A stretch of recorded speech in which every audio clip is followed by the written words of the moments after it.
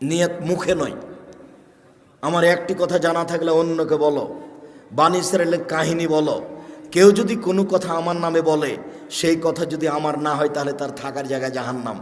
সালাম ফেরার পরে আপনি মাথায় হাত দেন, আমি নিষেধ করিনি। তো যদি মাথায় হাত না দেওয়া থাকে তাহলে কি হবে? আপনি অজু করার সময় কাঁধ মাসা করেন, আমি আপনার কাঁধ মাসা বন্ধ করতে আসিনি, করেন আপনি। কিন্তু মুহাম্মদ সাল্লাল্লাহু আলাইহি সাল্লামের যদি প্রমাণ না হয়ে থাকে কাঁধ মাসা, তাহলে আপনার কি হবে?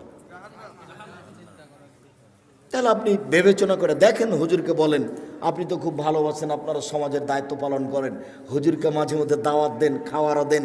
বলবেন আগামীকালকে, আহমদ মাওলানা সাহেব, আপনাকে আমরা খুব ভালোবাসি, বেশ ভালো মন্দ বাড়িতে হলে আদর করে খাওয়ায়ও বটে, দয়া করে কাঁধ মাসা করার হাদিসটা উল্লেখ করবেন। আবু হুরায়রা